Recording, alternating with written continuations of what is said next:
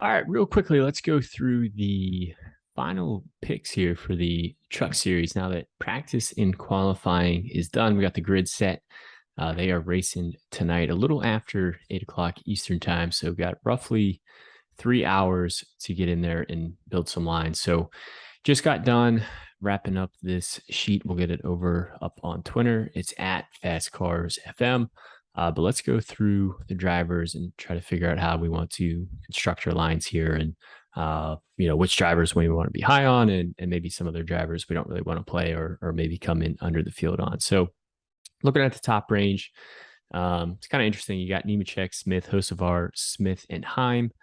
You're going to see high interest for a lot of these people. The one driver I don't really think I'm going to get to too much today is going to be Zane Smith.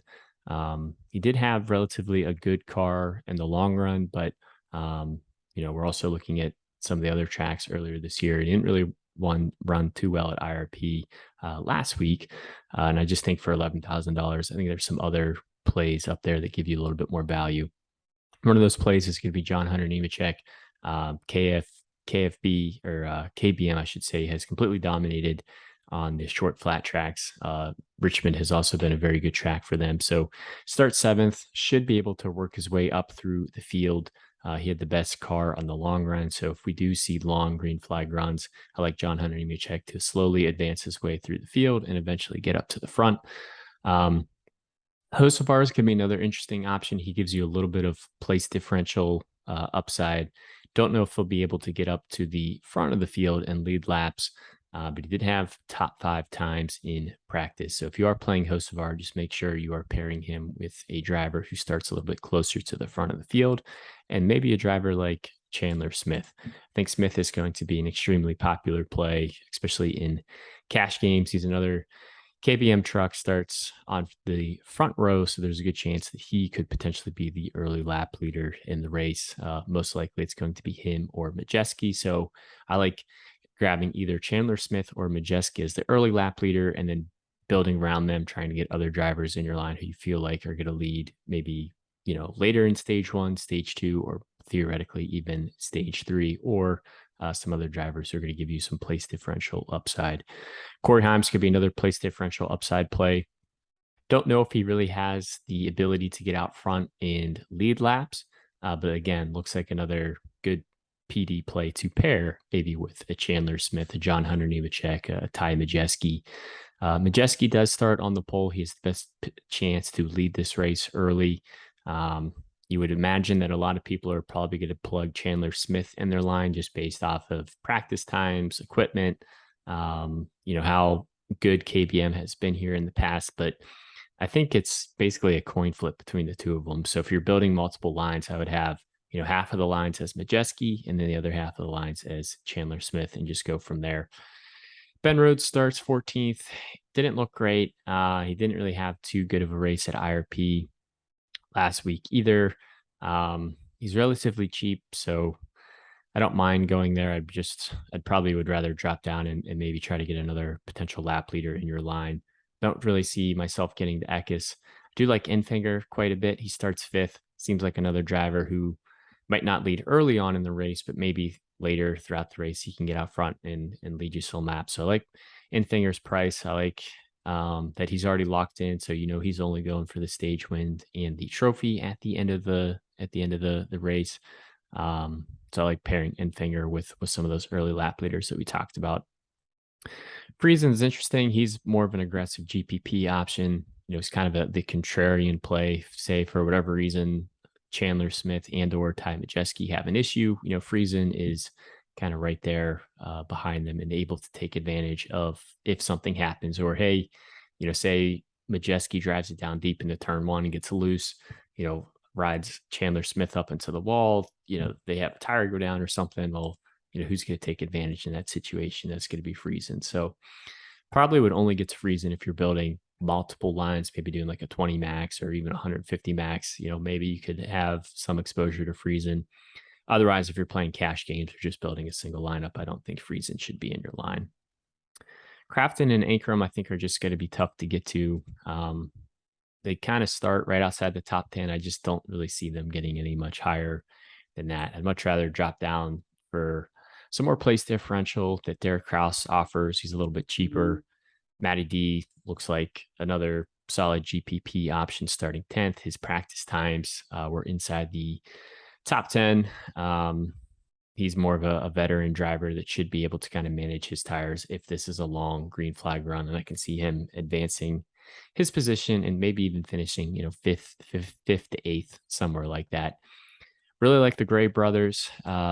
That that might come back to bite me in the butt here, but both Gray brothers have fast trucks. We saw them have top 7 and top 6 practice times in the 1 and the 5 lap average. Both of them start relatively, deep in the field, kind of mid pack. So those trucks are fast. It just kind of comes down to if they're able to keep the, keep the trucks clean, stay out of trouble, and actually get to the finish line. Chase Purdy is going to be a no for us. Starts too high. Kazgrala might get some ownership, but it's still a young motorsports truck, so we don't really want to get there.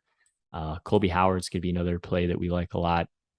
It's in the McAnally truck. It's the same equipment that Derek Kraus has. He just starts 22nd. So if you can't get to Kraus, you're looking for basically a similar play. Howard doesn't probably have as much upside as Kraus has, but it's still the same equipment. And the nice part is he has some extra place differential baked in there to help assist them, hit value. Austin Wayne Self's going to start too high. Raja is going to be interesting. I think he's going to draw a lot of ownership. He even admitted in his qualifying round that he left some speed out there on the track. We know this equipment is good. Again, it just kind of comes down to, do you trust Raja? Do you think he'll be able to, have a clean race and actually get to the end? If you do, he looks like a good play. What a qualifying lap by Layne Riggs. Same equipment as Stuart Friesen. It's just hard to see Layne advancing his position any higher than 4th. Most likely, I think he's going to fall backwards throughout the field, but really great story. Really cool to see. I hope he has a good day, but from a DFS perspective, probably not a play we want to get to. Haley Deegan just always seems to kill your line one way or the other. Really like the Gray brothers. We already talked about Tanner Gray. So his brother Taylor basically looks like the same play. He's even cheaper, has more place differential upside, and has the same exact practice times almost. So really like going to either of those options. Timmy Hill is going to be popular. He starts dead last. Can't lose you any points, especially if you think this race is going to have a lot of accidents. Every time a truck wrecks out, Timmy Hill is going to gain you 1 position. Bret Holmes, probably going to be a no. Jake Garcia is an interesting GPP option. He's in the same equipment as Howard and Kraus, so we know that equipment is good. We know his finishing potential is a lot higher than most of these trucks on the field. The problem is he starts 17th, so it's hard to see him finishing really any higher than that. But at least he has the ability to finish inside the top 20, where most of these other trucks back here not as likely. So getting down to the punt range, not going to get to Jack Wood. Joey Gase is a very interesting play. I really like going to him. He's more of a veteran driver starting deeper in the field. He should be able to keep it clean. And again, if you expect the trucks to have a lot of caution flags, we know they love to wreck.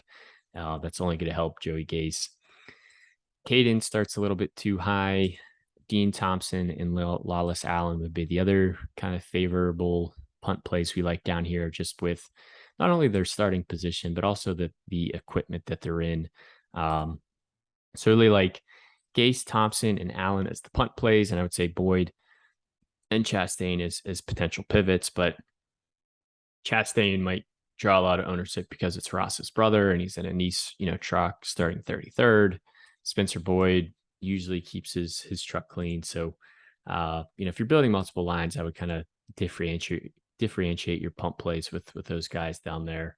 Not really going to get to Perkins and not going to be playing either of the Rayum trucks. So real quickly, that's just a quick rundown of the field. Some drivers were high on, some drivers were, kind of medium on, and then other drivers were not really going to get to today. So post this on Twitter. It's at FastCarsFM.